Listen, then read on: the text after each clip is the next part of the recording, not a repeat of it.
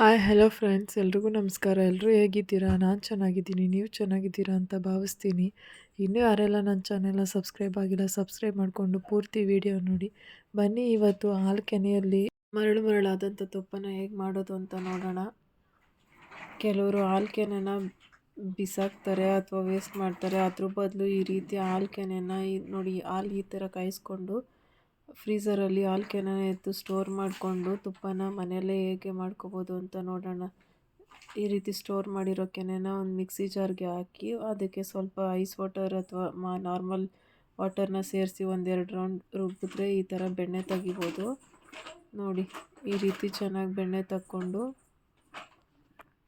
ತುಪ್ಪನ ಮಾಡ್ಕೋಬೋದು. ನಮ್ಮ ಮನೇಲಿ ಇಷ್ಟು ಬೆಣ್ಣೆ ಕೆನೆಯಿಂದ ತೆಗ್ದಿರೋದೆ. ತುಪ್ಪ ಮಾಡೋದಕ್ಕೆ ಮೊದಲು ಒಂದು ಪೌಡರ್ನ ರೆಡಿ ಮಾಡ್ಕೊಳ್ಳೋಣ. ಒಂದು ಸ್ಪೂನ್ ಮೆಂತ್ಯ, ಒಂದು 10 ಮೆಣಸು ಮತ್ತು ಒಂದು ಸ್ವಲ್ಪ ಏಲಕ್ಕಿ ಬೀಜ ಅಷ್ಟೂ ಹಾಕಿ ಚೆನ್ನಾಗಿ ಹುರ್ಕೊಳ್ಳಿ.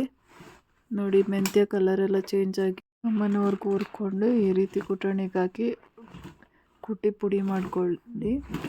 ನೋಡಿ, ಈ ಥರ ಒಂದು ಸ್ವಲ್ಪ ತರಿಯಾಗಿದ್ದರೂ ಪರವಾಗಿಲ್ಲ. ಪುಡಿ ಮಾಡ್ಕೊಂಡಿದ್ದಕ್ಕೆ ಒಂದು ಸ್ಪೂನ್ ಉಪ್ಪು ಮತ್ತು ಒಂದು ಸ್ಪೂನ್ ಅರಿಶಿನ ಹಾಕಿ ಚೆನ್ನಾಗಿ ಮಿಕ್ಸ್ ಮಾಡಿ ಇದಕ್ಕೆ ಆಮೇಲೆ ತೆಗ್ದಿಟ್ಟಿರೋ ಬೆಣ್ಣೆನ ತೆಗೆದು ಸ್ಟವ್ ಮೇಲೆ ಇಕ್ಕಿ ಚೆನ್ನಾಗಿ ಕಾಯಿಸಿ.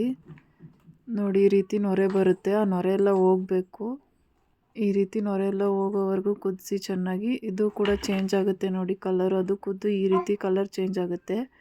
ಇದಾದಮೇಲೆ ಆ ಮಿಕ್ಸ್ ಮಾಡಿಟ್ಟಿರೋಂಥ ಪೌಡರ್ನ ಒಂದು ಸ್ಪೂನ್ ಹಾಕಿ ಚೆನ್ನಾಗಿ ಮಿಕ್ಸ್ ಮಾಡಿ. ಆವಾಗ ಕೆಳಗಡೆ ಮರಳಾಗಿ ಸ್ವಲ್ಪ ಲೈಟ್ ಬ್ರೌನ್ ಕಲರ್ ಬರುತ್ತೆ. ಇದಾದಮೇಲೆ ಕೂಡ ಅದು ನೊರೆ ಬರುತ್ತೆ, ನೊರೆ ಥರ.